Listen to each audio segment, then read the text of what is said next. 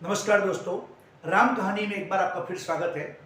आज का मेरा जो वीडियो है वो यह शो करता है कि हनुमान जी को जब हम कहते हैं कि जय हनुमान ज्ञान गुण सागर, यानी जब ज्ञान और गुण के सागर है और साथ में विद्यावान गुणी अति चतुर, विद्यावान है, गुणी है, अति चतुर है, वो कैसे सिद्ध होता है। यहाँ पर मैं बात कर रहा हूँ हनुमान जी के चतुरता की, हनुमान जी के विद्यावान होने की, साथ में तुलसीदास जी के शब्दों की पकड़ की।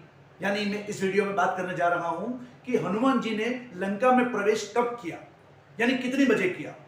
वैसे देखा जाए तो रामायण में या रामचरितमानस में या सुंदरकांड में कहीं टाइम का उल्लेख नहीं है, घड़ी का उल्लेख नहीं है कि कितनी बजे प्रवेश किया।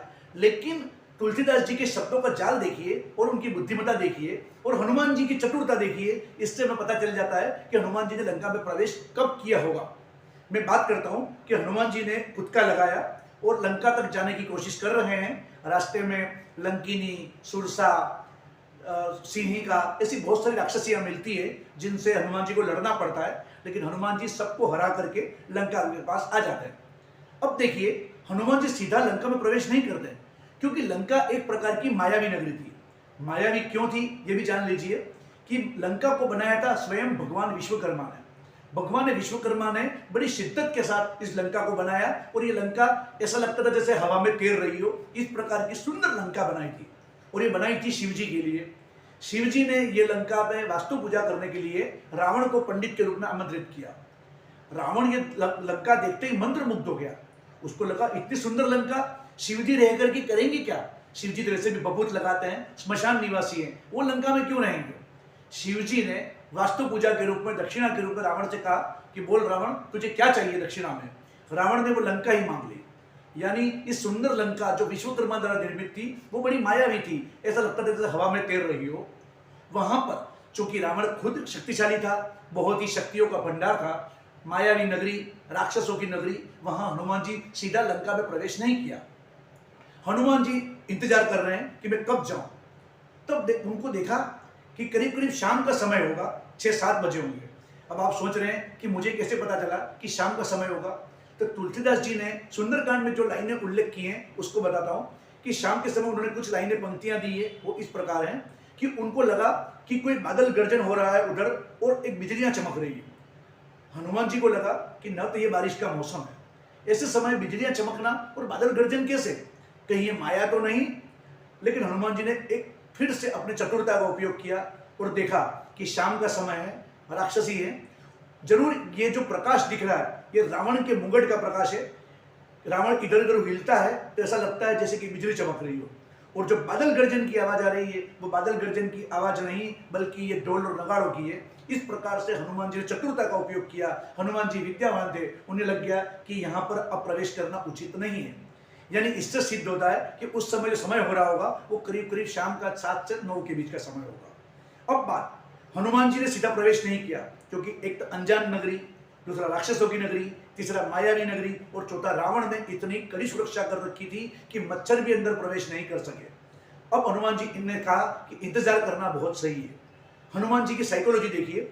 एक साइकोलॉजी कहती है कि अगर हमें किसी नए शहर के बारे में जानना हो तो हमेशा मध्यरात्रि को देखना चाहिए। मध्यरात्रि में सज्जन पुरुष और दुर्जन पुरुष दोनों हावी होते हैं। पता चल जाता है कि सज्जनता किसमें है और दुर्जनता कितनी है। हनुमान जी ने मध्यरात्रि तक का इंतजार किया। करीब करीब 2 बजे होंगे। हनुमान जी एक छत से दूसरी छत कूदते हुए पूरी लंका को देखने लगे, लेकिन कहीं भी उनको ऐसा नजर नहीं आया कि जहां राक्षस विहीन कोई जगह हो। सीता माता को ढूंढने निकले थे। अब सीता जी कहां हो सकती है उनको पता नहीं है। लेकिन हनुमान जी ने देखा कि, और तुलसीदास जी के शब्दों को देखिए कि हरि मंदिर तह भिन्न बनावा, वहां पर एक हरि मंदिर है जो अलग है। अब तुलसीदास जी को कैसे पता कि कोई हरि मंदिर है, तो वहां पर एक लाइन का उल्लेख किया उन्होंने, नव तुलसी का देखी एक वृंद, यानी उस घर के बाहर एक तुलसी का पौधा लगा हुआ था। यानी इस राक्षसों की नगरी में एक तुलसी का पौधा होना ये अपने आप में विलक्षण था। तो हरि मंदिर तह भिन्न बनावा। और फिर तुलसीदास जी ने लिखा है, यहाँ कहाँ सज्जन करवासा, यानी इस जंगलों में, इस खतरनाक राक्षसों के बीच में यहाँ पर सज्जन निवास कैसे करते हैं। हनुमान जी ने भी देखा कि वहां पर तुलसी का पौधा है और जरूर ये हरि मंदिर भिन्न नजर आ रहा है। ध्यान दीजिएगा, मंदिर का मतलब टेम्पल नहीं है, मंदिर का मतलब भवन है, बिल्डिंग है, जिसको हरि मंदिर शब्द यूज किया है तुलसीदास जी ने कि हरि मंदिर तहाँ भिन्न बनावा और नव तुलसी देखा देखिए एक वृंद और साथ में यहाँ कहाँ सज्जन करवासा। हनुमान जी वेट करते रहे।